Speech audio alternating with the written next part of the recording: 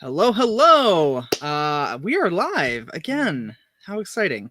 So this is hashtag event icons, where you get to chat with the icons of the events industry. I'm Alex Plaxen. I will be your host today. I'm excited to be back on the show. It's been a little bit, I think a couple weeks since I've been on. But today we're talking about a topic, and I've been really excited about this topic. If you've been on social media, you've seen us tagged about this topic for months now. And finally, today is the day. And we're talking about designing events for introverts, which, as an ambivert, someone who very much straddles the line between extrovert and introvert, this is an exciting topic for me. And it's something that I think, despite the fact that a lot of events are going virtual right now, it's still extremely relevant. So let's get to it. It's Wednesday at 5 p.m. Eastern, so you know what that means. It's time for another episode of Hashtag Event Icons, presented by Endless Events, the show where you get to ask the icons of the events industry anything. Just go to www.event-icons.com to ask questions. Our iconic guests will answer them live during the entire show. Before we get started, the more people we have watching, the better the conversation. So please help share hashtag event icons on Twitter, Facebook, and LinkedIn. Just tell your friends to watch at www.event-icons.com. Now, without any further delay, this is hashtag event icons. So today's guest is one of my very good friends in the industry. Leanne Calderwood is an industry blogger as well as an associate for Conference Direct. She makes the rounds to a variety of meeting industry events. She's experienced the good, the bad, the ugly, as it pertains to how events cater to people of all types: introverts, extroverts, ambiverts, you name it. She's seen it all. So please welcome to the show, Leanne Calderwood. Hey, Alex. So great to be here. How are you? I'm good. How are you?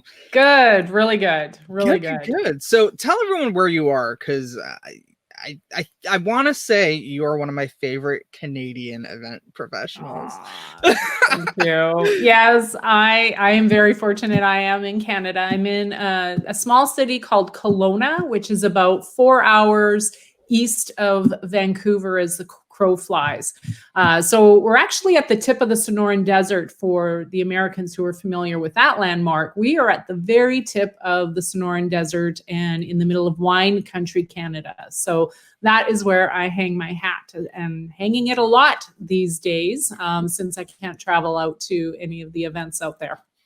Well, we are so happy to have you all the way from wine country in Canada. So this is your first time on the show, correct? Yes, it is. Yes. You and I chatted about, and that's why I'm so excited to be here. I know you and I have chatted one-on-one offline. We've talked one-on-one online, but it's never been on the Event Icons podcast. And I love this podcast. You guys have some amazing topics and amazing guests. So I'm honored that you considered me for the podcast and thrilled to talk about one of my favorite topics today. Well, I will tell you that it's being the first time on the show, it's very exciting because you get to answer the question that we always ask all of our first-time guests, which is, what got you into the industry? And if you weren't in the industry, what would you be doing? Interesting. Yeah. So I guess I started in the industry when I was a youth director at a YMCA in Calgary, Alberta at the time. So I have a phys ed degree of all things, and got a job at the Y, and they asked me to develop a leadership conference for youth in Alberta. And after about 2 or 3 years of doing that, I realized that was my favorite part of the job, was getting ready for this leadership conference for teenagers. And so then I transitioned out of that and went into meeting planning with association, followed by a corporation. And then about 13 years ago, joined site selection. So without giving away my age, because I am quite elderly, I want to say I've been in the industry now for 21 years. Wow, that's probably more than some people listening to this podcast. So that's pretty sad. And I'll be honest, I'm not sure what I'd be doing if I didn't do this, although I do love blogging and I love online communications. So I think if I had to transition at this point, it would be continuing in the blogging world. It would be online training and those kinds of things. I definitely couldn't go back to my phys ed degree. A lot has changed since I graduated so many decades ago. Less dodgeball. Yeah, a little less dodgeball.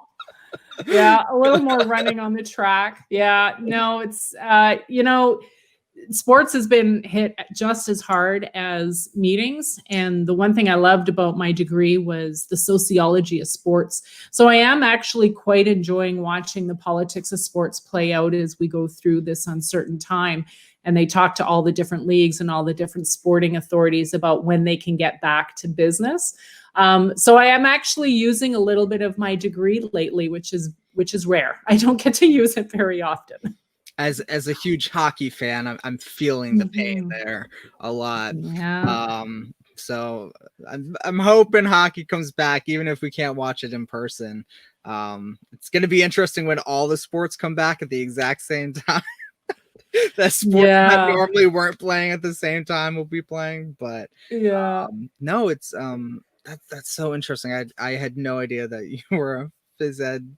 And not a lot of people know that. It's not something I put on my LinkedIn page. No. No. So let's talk about this topic because I think it's really interesting. We went back and forth as like, is this something that's relevant right now? And I think that it is. And I think that when we think about virtual events, there's a lot of misconceptions about well, this is like this time of the introvert. They're shining right now. They're getting everything they ever wanted. I don't think that's the case. I don't think that they wanted to not interact with people at all. So let's talk about the first thing I want to talk about is what is the biggest misconceptions about introverts and extroverts? Yeah. And that is the thing too, is the definitions get really blurry, I find, especially in our industry when we're all expected to be extroverts. Because that's what we do is we are the artists of connecting people and bringing groups of people together. And there are a lot of extroverts in the industry, but certainly a lot of introverts. And introverts don't necessarily mean that they can't be with people, but rather they gather their energy and they recharge by being by themselves, as opposed to an extrovert where you get energy from being around other people.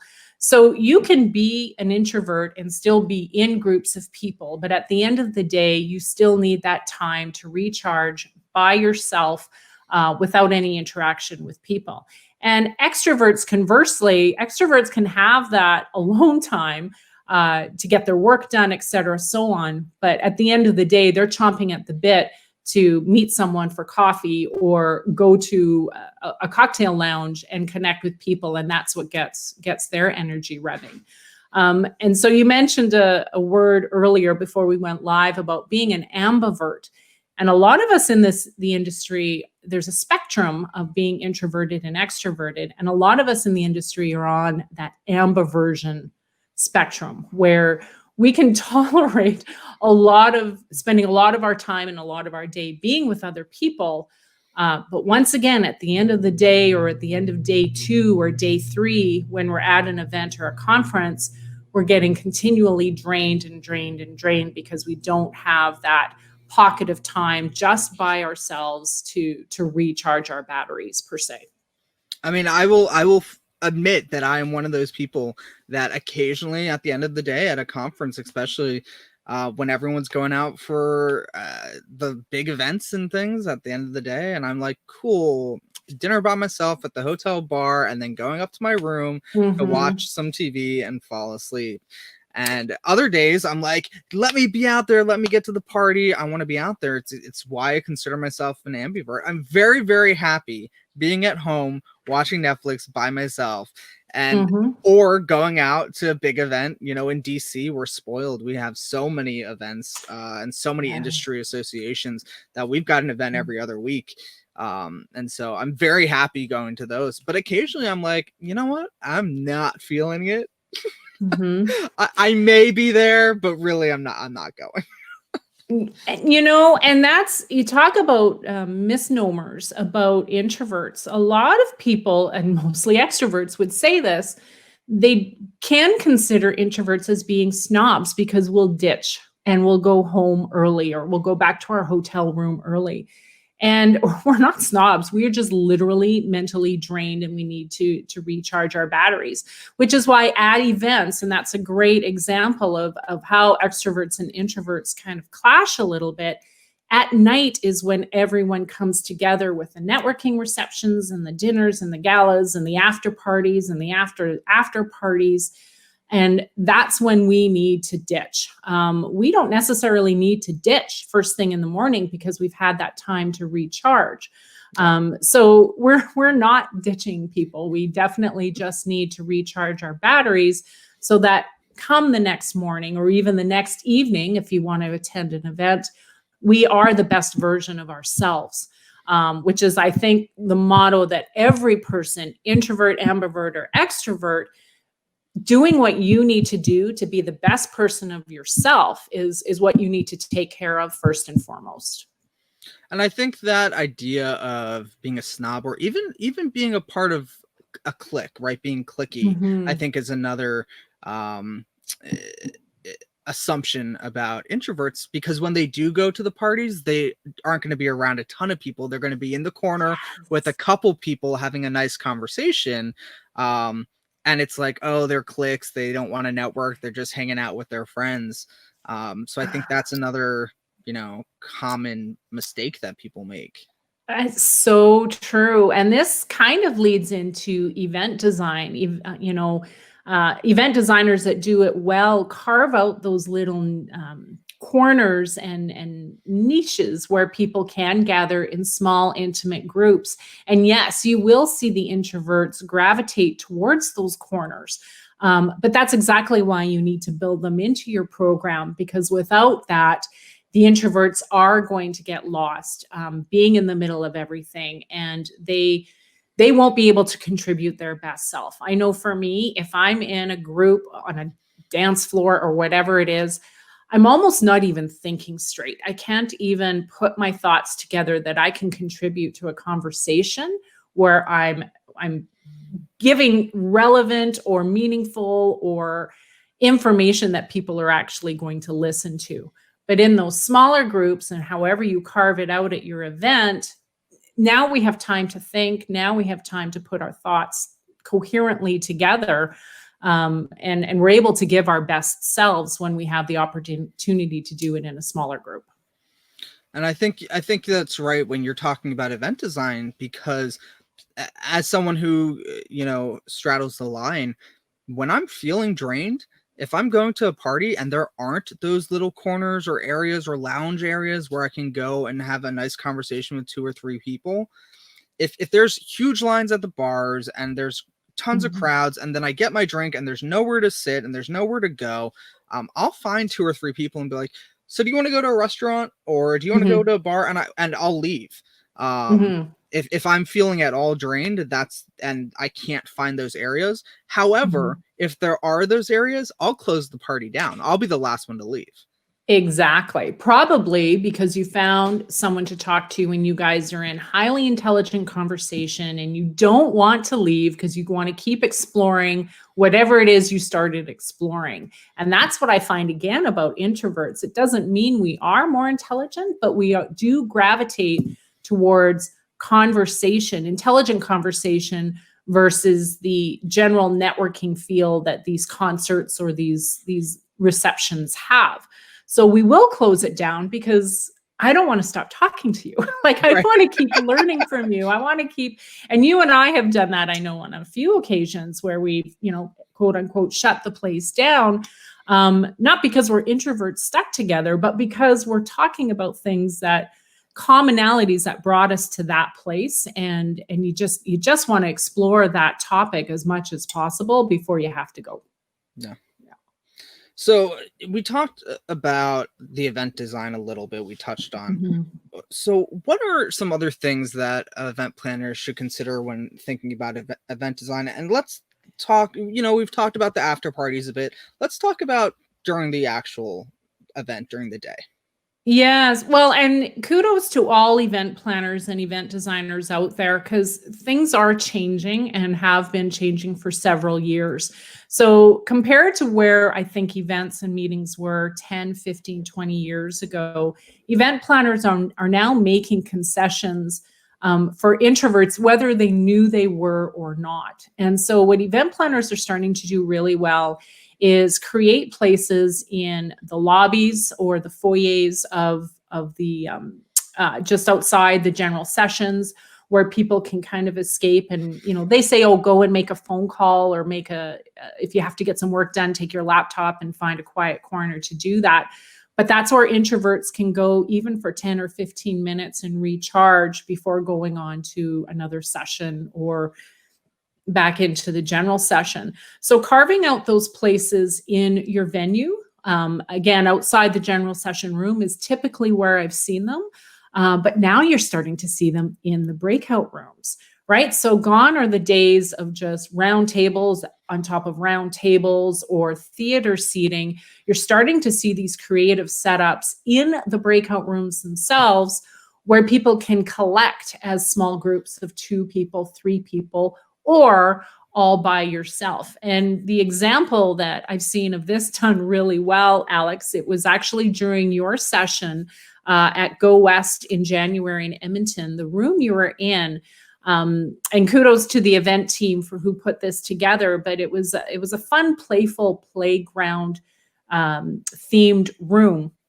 And they had these individual swings that could only fit one person. And it sounds weird to say now, but you were kind of socially distanced from everyone else in that room as you just were kind of sitting in this little swing. There probably were about 6 feet between the swings. You know what? And we're going to talk about that. Like, that's a great example of what I guess someone can do if, if they're going back to a meeting room sometime soon. But as an introvert, if you got one of those swings, you were flying high, no pun intended, because you could isolate, still get the content from the speaker. In this case, it was actually you. It could have been anyone, Alex, but it just happened to have been your session. But you could isolate, absorb the information, make your notes. And that was one way of actually recharging before going into another session. So gone was the back to back to back to back of conversation after conversation after and it actually built a break right into the programming, which is not common. You don't see that very often, and I was thrilled to see that. And it's funny because when you think about the visual, it was kind of like being in your own little cocoon, like so you can hydrate, learn what you need to do and then come out a big beautiful butterfly. Yep. Yeah, I don't feel like butterfly, but it was fun. It was fun. But I think that's interesting because one of the other things that I'm seeing, and we're going to talk a bit about, what are we seeing right now with coronavirus and the new kind of expectations for live events and also virtual events. But one of the things I'm hearing right now about events that are planned to come back in 2020, the last quarter of 2020, is this talk of, you mentioned the time period between sessions when everyone's out in the open and having to find these little places to kind of recharge between the sessions. I'm now reading so much about staggering the breakout sessions, what times they end, so that you don't have so many people out in the common spaces. I think that's going to be really beneficial for the introvert. You're telling me. I cannot wait. And it's not like it was something that I think was missing in my life or your life, Alex, but the case study you and I can do after attending the first few events post-COVID, it's going to be fun. Because I think you're right. I think as we come out of COVID and we start meeting again, it is going to be an introvert's playground. And again, it's not that we don't like people or want to be close to people. Trust me, I love hugging people. Yeah. But the space that needs to be created now, I think introverts are going to be the ones that thrive the most in the months immediately following COVID-19. And who knows, they may try these formats and go back to the old format, but I think it's a great opportunity for event planners and designers to look at how their people are interacting with the new format. Right. You know, and they may even they may get higher marks on post-event evaluations and surveys about how this format was a better way for them to spend their time over the 2 days. There's so much that we still have to learn about what those formats look like, and each venue is going to have guidelines that you have to follow. But I think it's going to be an introvert's playground, and we're going to have a lot of room to dissect how this is going to impact events into 21, 22 and beyond. I mean, I'm reading on all the forums and everything, questions about how are we going to do this and how are we going to have people not be so close to each other? And I'm like, is there an introvert on your planning team? Like, seriously, is there an introvert on your planning team? Because if there is, they've got ideas. Yeah, well, and we can even, I mean, this isn't about events, but you talk about introverts sharing ideas. The way we share our ideas in leadership looks different. So you're right. It'd be interesting to know if they have introverts on their team and if they could potentially even seek one out as they talk about the design elements, right? And whether, again, this is pre-COVID, during COVID, or post-COVID, I think it's important that you have an introvert pipe in about if you've created enough opportunity for all people of all types to recharge. And that's why I think post-COVID is going to be tough on extroverts, because we've now yanked some of those opportunities for extroverts to recharge as well. So it's going to be an interesting balancing act, creating opportunities for everyone on the spectrum to get what they need at the end of the day. But it's a great point, Alex. Yeah, make sure you have an introvert on your planning team because they'll help. They will speak up. They've got ideas. So we've got a few comments from people watching. So Adam said, definitely need the recharge by being alone. It was so empowering when I realized I was an ambivert to understand what I needed to find balance in my life. Amen. When I found out when I heard ambivert and I was like, that's what I am, it changed my life. And I love that word. And I was using that word with my kids one day because my youngest, I think both of my sons are ambiverts. And they thought it was something out of Jurassic Park. I really had to back it up about what an ambivert was as opposed to an omnivore. And so, yeah, not Jurassic Park, but Alex, Adam, and Leanne. That's we're ambiverts. Yeah. So I do want to pivot a little bit. I know that word pivot is like triggering for some people right now. But Mary said 3 decades of experience. The feet don't hold up the way they used to. Yeah. Hello, virtual. Oh, yes. So let's talk virtual events and what that means for the introvert versus the extrovert. Oh, it's so you and I have been planning to do this podcast for a few months now.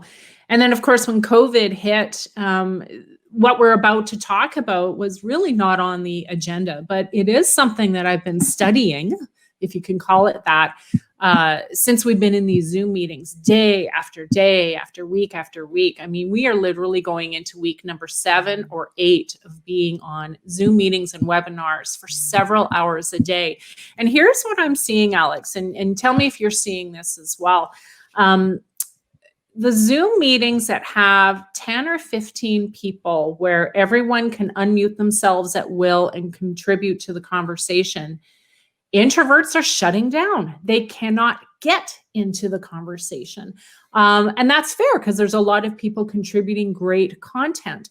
But introverts by nature will look for an invitation to contribute or look for an opening to contribute. And when you're on these Zoom meetings of 10 or 15 people, it's really difficult to do that. And maybe that's also the polite Canadian in me. So I'm the worst, right? I am so on the extreme because I'm an introvert who's also the polite Canadian that doesn't want to cut anyone off. But if you're planning a Zoom meeting or a virtual meeting, planners really need to be careful about drowning out the voices of the introverts. And there are a few ways that you can do that, right? You've got the chat function, which some people are using on this podcast today. But if you're familiar with Zoom, there's also the raise your hand function. And I'm not seeing it used as much as it should be. And I think people who are hosting Zoom meetings or webinars, or planners who are coaching on how to use a Zoom meeting and webinar, coach your presenters to encourage raising your hand. Because introverts process and deliver information differently from extroverts. Extroverts have a ton of content to deliver, and they will do so almost in rapid fire. But introverts will take a moment to kind of think about what they want to say, make sure that it's relevant to the conversation, and then deliver, almost like it's semi-rehearsed in their head before they jump in. So the raise your hand function on the Zoom meetings is a great way for introverts to say, okay, you know what? I do have something of value that I want to contribute. I think it'll add value to this conversation. Call on me. And so but we don't use the raise your hand function enough, I think, in Zoom. I've seen people literally raise their hand and be like, oh, I do. I talk? Again, the Canadian, I'm always raising my hand like a schoolgirl, but I don't want to interrupt. I also introverts don't want to talk over people, which is again why those large groups, when we're together in person, are so, I don't want to say intimidating, but they're not comfortable, is we don't want to yell over people. No. So when you're in a virtual room, same thing. We don't want to yell over people. We want to contribute. So please call on us to do so. But the other thing that planners or hosts and presenters need to remember is, without the raise your hand or without an indication from an introvert that they're ready to share, calling on an introvert to share is really uncomfortable as well. So if you called on an extrovert to share, extroverts will share. They will often say whatever is on their mind, wherever they are in the thought process. Again, valuable content, but they will share it. Because introverts need that time, if you call on them, there's the likelihood that they'll freeze.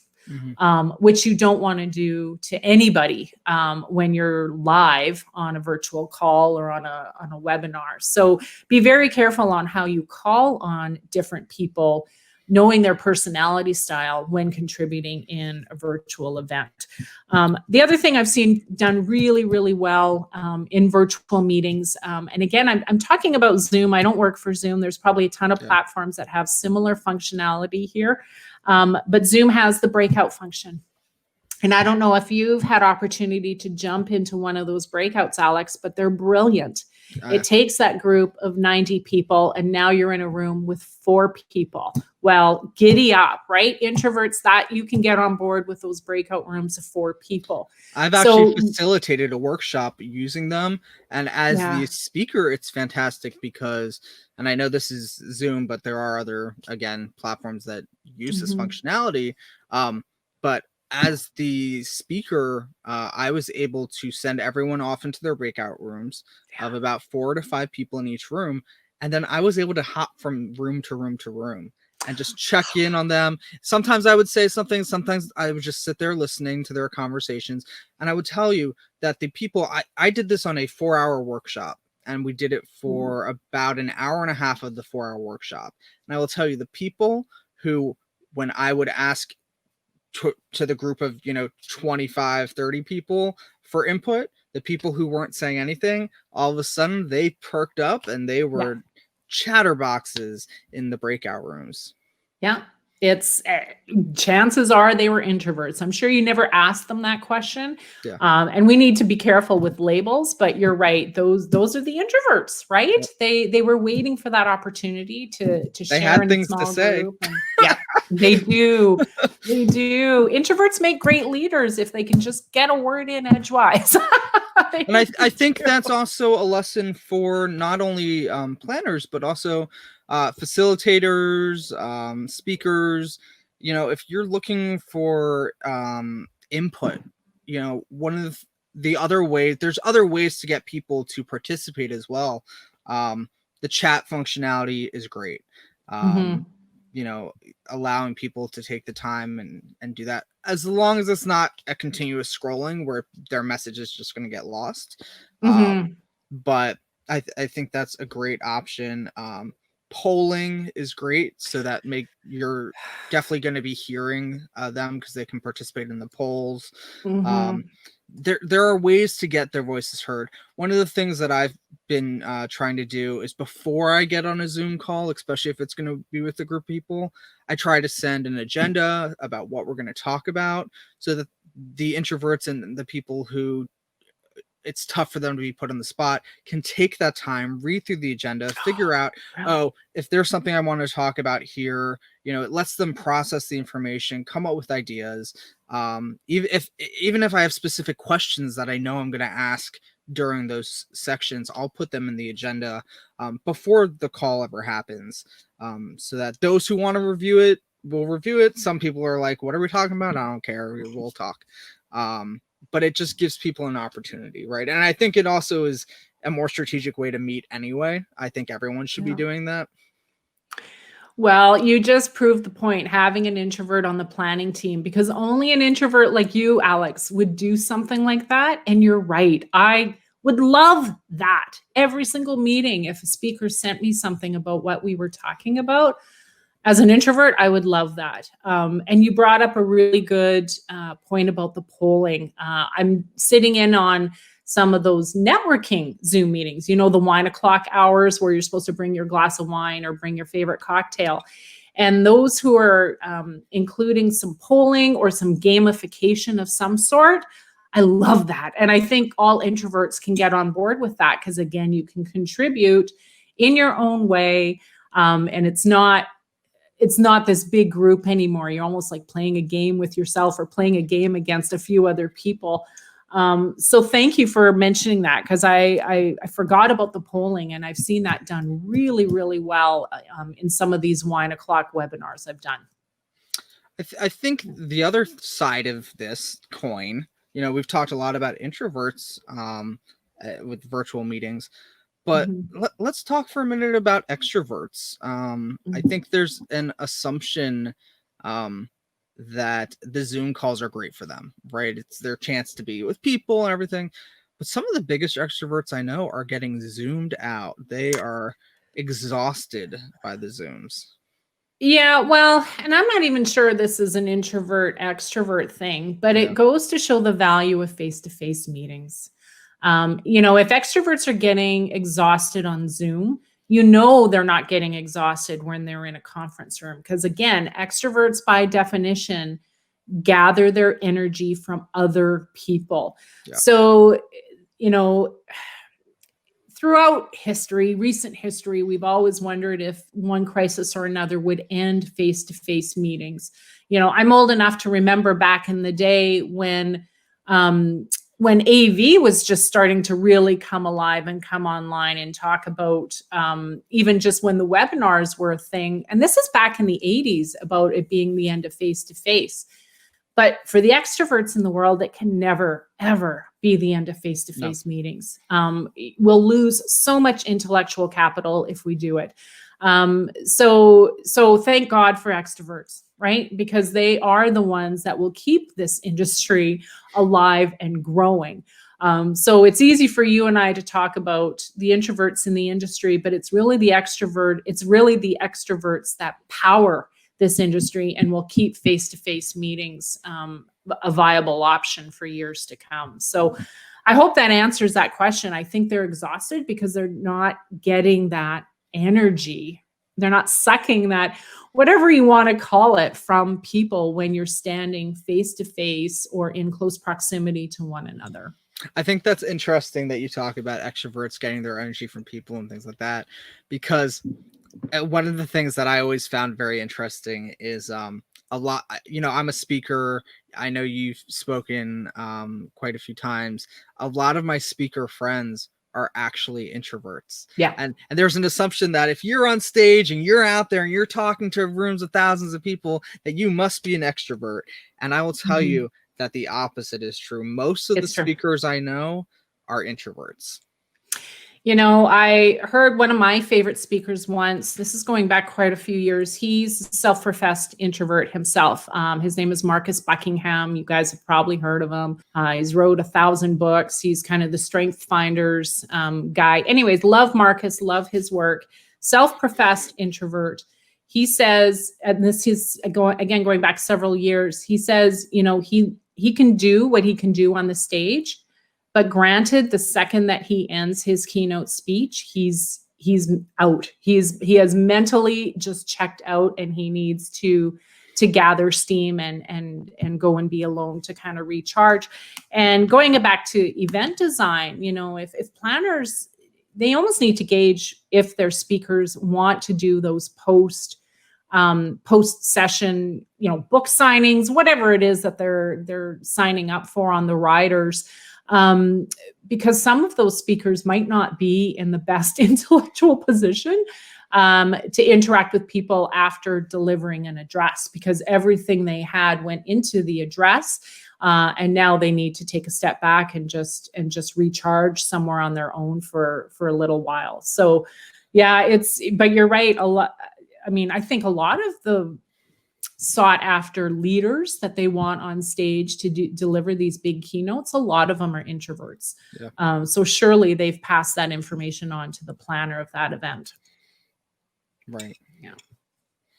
So as we look at virtual and face-to-face, I think kind of the thing that people are talking about, but they're not talking about, is this idea of hybrid events. And is that the future, right? And what does that mean for introverts? Does that mean that the introverts are all going to be watching from home while the extroverts are all face-to-face? Yeah. Sadly, Alex, you know, that's an option. And one option I've heard too with the hybrid is they still come to the host venue or the host hotel, and it's streamed into their guest room. And I'll be honest, that kind of interests me. I'm not gonna lie. I think I would get a lot out of a keynote session if I had the comfort of my guest room to especially those morning keynotes for me. Yeah. Well, if we stay up too late the night before, it's brilliant. It's enjoy my coffee from the room. Yeah, I'm not wearing pants. Yeah, so we're gonna do the keynote address. Yeah, that's a really interesting question, Alex, because you're right. I think introverts would be more on board with hybrid than the extroverts would be. But again, going back to the definition of what defines an introvert, it doesn't mean we don't like people. No. It just means we need some alone time built in. And prior to COVID, planners were really doing a good job of it. They were getting better and better and better. And every event seemed to be the best event for me, right? And I was always almost getting tired of hearing myself say that when I'd come home from an event and I debrief with my family. Oh, it was the best conference ever. It's because planners are getting better and being more intentional about catering to so many people. Yeah. So we meaning you and I, Alex, still need face-to-face. There's no doubt about it. We still get FOMO. Exactly. Exactly. We still get FOMO. There's this idea that, you know, I think before coronavirus, before COVID, there was always this idea that hybrid was going to mean the end of face-to-face. And, you know, you mentioned it before. And I think even the threat that a hybrid meeting would appeal more to an introvert, I think year one, yeah, sure, the introverts are going to stay home. Year two, when they are on social media and they're seeing everyone's photos and they're hugging and things like that, they're going to be like, ooh, I miss it. I miss it. I want it, you know? Well, and look at the other thing you miss being in a hybrid environment is you miss those small group conversations that planners have now done such a great job of orchestrating for us, right? Like, Alex, I want to see you in a wine lounge. Like, that's where I want to connect with you and have those intellectual exchanges. And you cannot do that hybrid. It has to be face-to-face. So yeah, introverts are not going to only do hybrid. I don't think they'll get as much value out of the event being hybrid or being virtual as a face-to-face interaction. They still like to network. Exactly. We still want to talk to people. We still want to exchange ideas. And a lot of our idea exchange, as you know, is that informal networking where we have no agenda and it's just kind of opened our minds and all of a sudden, yeah, now's the time we can talk about this. Hybrid won't replicate that experience. It can't. No. So introverts are going to need face-to-face. There's no doubt about it. Are introverts enjoying this time right now? Well, obviously more than extroverts for sure. Right. But no, we are not. We're not going to be leaving face-to-face meetings anytime soon because I still need to see people, big groups, small groups. I still need to see people and talk to people. Right. Yeah. So for those who struggle with planning for introverts, what's kind of that first kind of low-hanging fruit thing that they can do? Yeah. Wow. That's a fantastic question. Well, I think we mentioned one idea earlier, and that is leaning on an introvert friend. But I think hopefully event planners are taking a bird's eye view of the layout of their space and carving those small places and corners in their space to allow for introverts to meet. But also taking a bird's eye view of the program and the overall agenda from pre-conference all the way through to post, and ensuring that there's times and pockets in there that people can energize or get ready for the next event, or for the evening activities, making sure there are options for those who do not want to go to the big bang gala. Or rather, if there's an after party that's smaller in nature, that it stays small for people who need to decompress from the big bang gala. So taking a bird's eye view of your space, of your agenda, and just making sure there's those, big green dots for the introverts to interact and to gain some steam. I think that's the best way to do it. Great. So Adam had a question. He said, I'm curious, do you folks know if the one-to-one meeting and matching software is seeing success as a substitute for now? Yeah, great question, Adam.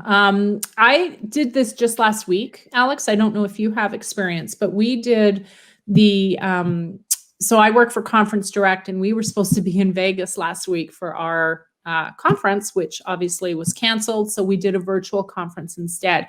And we did the one-on-one matching with venues and destinations. And you know what? It worked great. It actually looked exactly like this does right now, Alex, where it was a Zoom meeting. We were side by side, taking a peek into one another's home offices.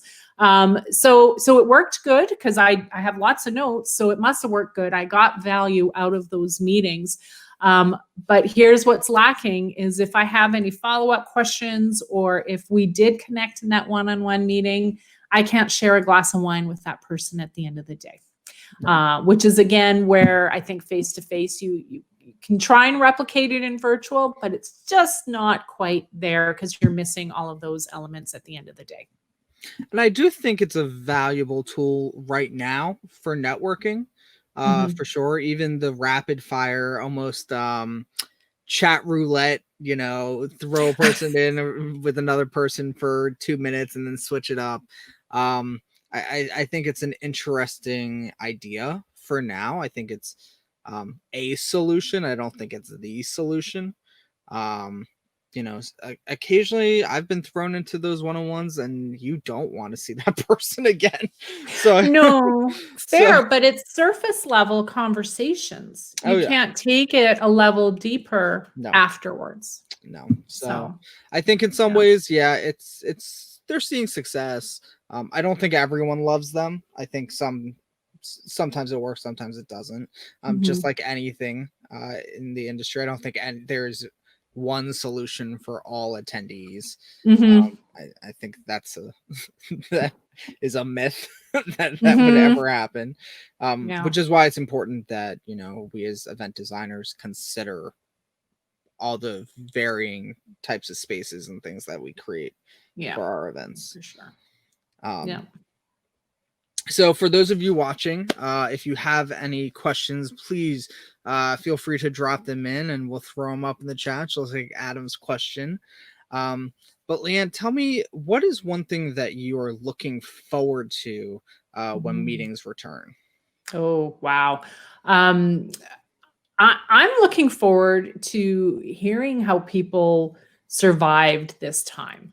And we're starting to see stories come out now, but I think a lot of content is going to be about post-COVID this, post-COVID that, post-COVID this. But what I'm excited to hear is how people thrived during COVID. And there are some great stories out there, and I'm hopeful that they'll share those stories. So some event planner examples is there's some great planners who are transitioning to a virtual meeting, and there's a lot of work put in. There's a huge learning curve. I want to hear their case study. I want to hear how they got from having an in-person event of so many hundreds or thousands of people and transitioning to virtual, and the road they took and the learnings that they learned along the way. So that's what I'm excited to learn about is just connecting with people and hearing their personal stories about how this time affected them professionally. Yeah, absolutely. So we do have a follow-up question to what you mentioned before. Can you explain why you can't take it deeper later? We were talking about one-on-one and the matching software. It was Kristen, right, who asked that question? Kristen. Well, so again, when you're in a live event and you have those one-on-one opportunities, be it a trade show, that's a great example. And we've all been through trade shows. And you have your 5, 10, 15 minutes with a person. You still have the opportunity to see that person later on, to either get follow-up information or to build a relationship with them. And we're in a relational industry, especially in the meetings industry, but I think we're not the only industry that's built on relationships. After you do the one-on-one on the trade show floor or in a virtual format, at least when you're live, you can reconnect with that person and build a relationship. It's really difficult to do that virtually because now you're done your one-on-one appointment and you literally take your headset off and go downstairs and make a cup of coffee, and you won't talk to that person again for the rest of the day or for the rest of the conference. So that's what I meant by taking it deeper, is you don't really have opportunity through one-on-one to build a relationship with a person. You can build a connection and a sales prospect, but you can't build a relationship like you can face-to-face. And I think what Kristen was asking was like, well, can't you just message them on LinkedIn, or can't you send them an email if you want to have a deeper conversation? Of course. But I think what you're kind of referring to, Leanne, and I know this happens for me a lot face-to-face, is I may have a conversation with someone, be like, okay, that was nice.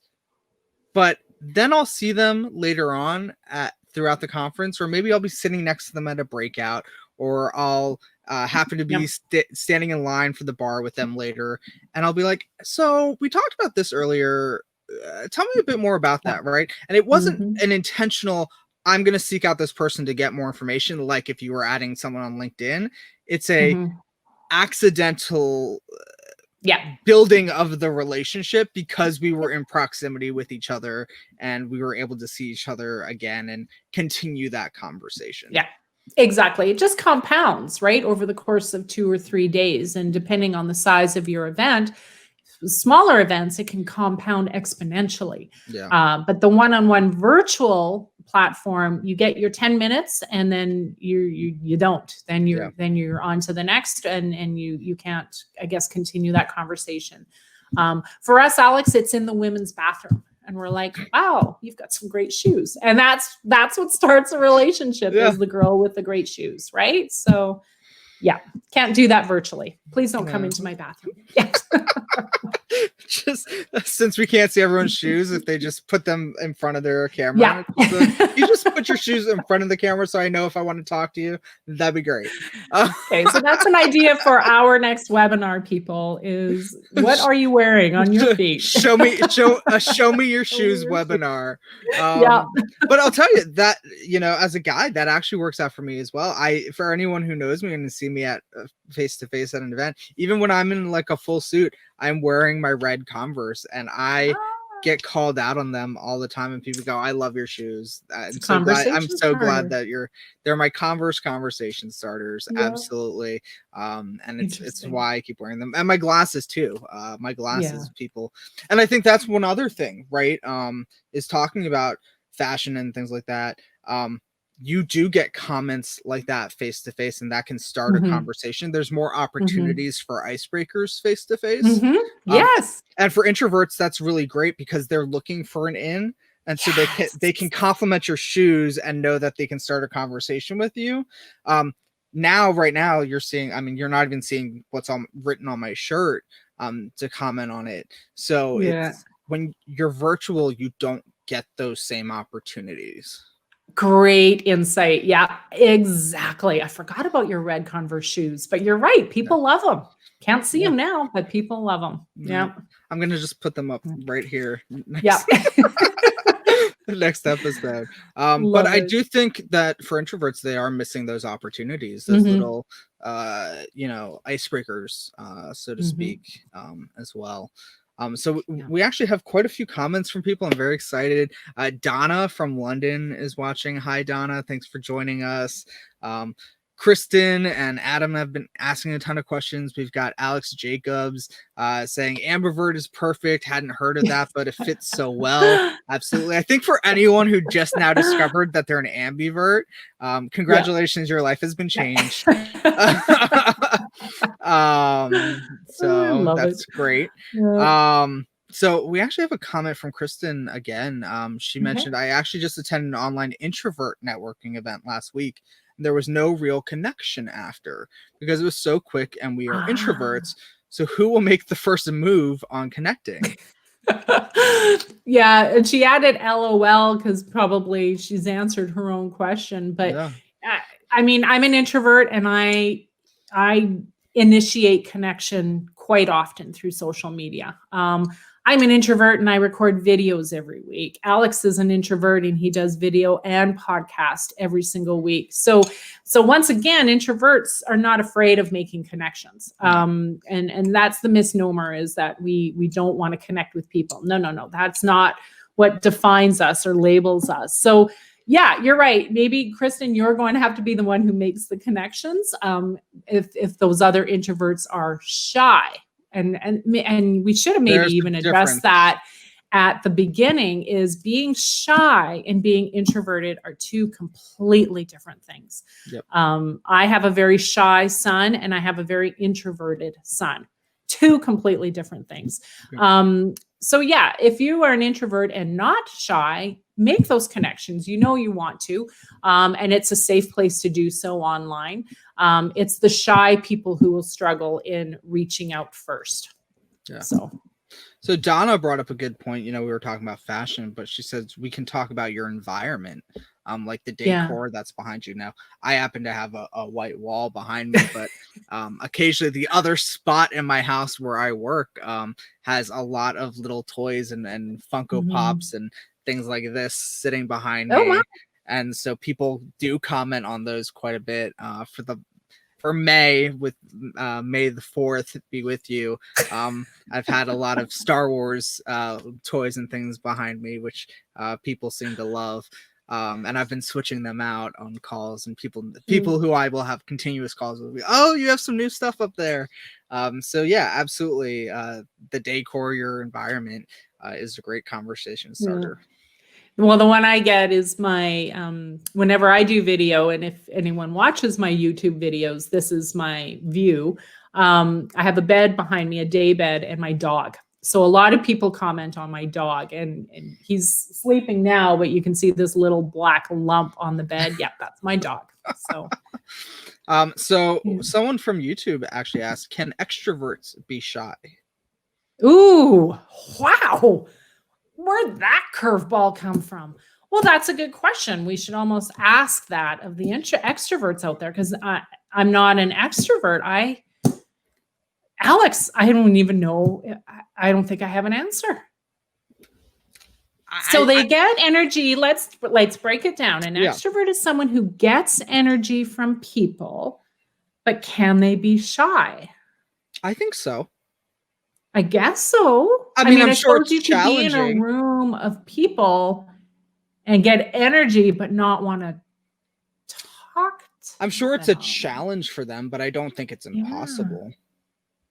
Well, no, it can't be, because they are two very different things. So it could be possible, I suppose. Maybe. Rare, yes, but possible, yeah. Well, Sure. we'll have to ask. Any shy extroverts out there want to pipe in? Yeah, just drop a line in the chat if you're not too shy. Hit us up on Twitter, hashtag event icons. Let us know. Are you a shy extrovert? That's a great question. That's a great one. I'm gonna write that one down for afterwards. Yeah. Right. So we're coming down to the wire. Okay.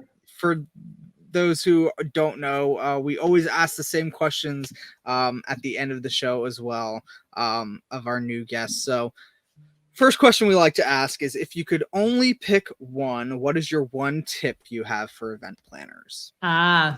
Well, I think in light of our current times, I think for all event planners and for meeting partners, this goes for anyone in the industry.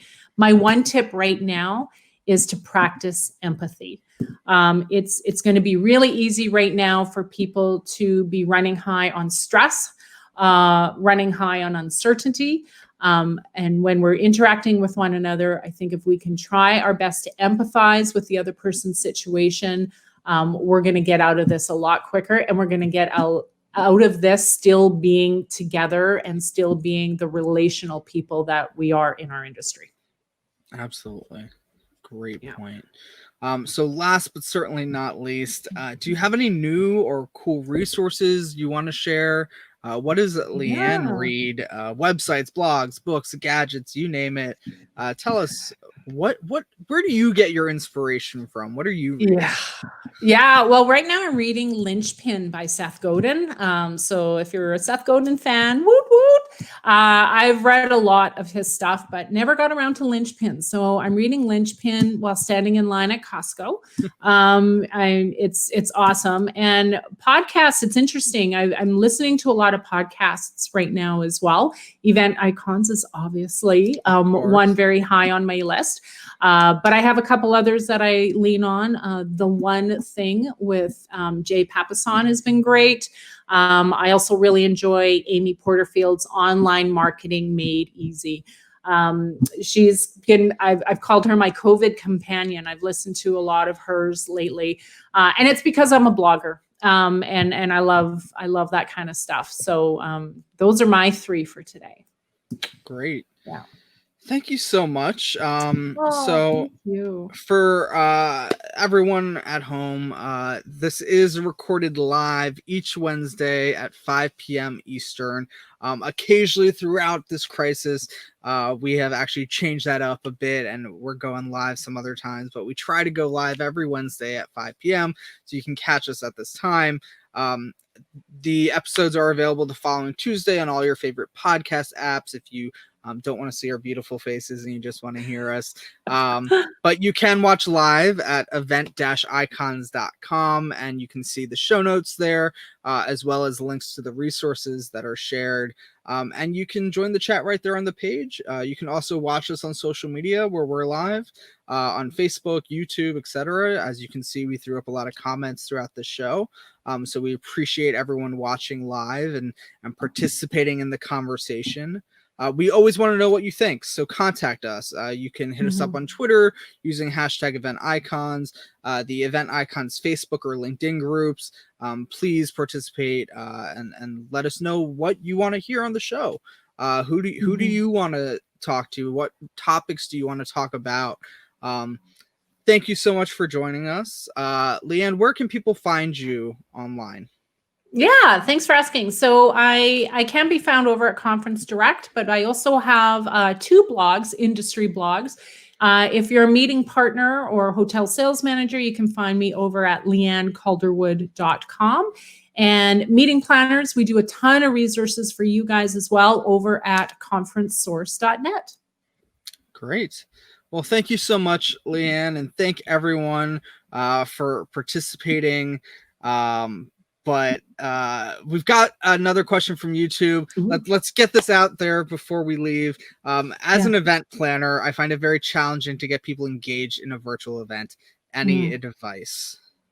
Yeah, well, I think one of the things Alex mentioned earlier that might get people engaged off the start is polling, and using gamification and polling to get people warmed up to the technology and the online environment. So that would be my piece of advice: is start to use other tools in the virtual environment as well.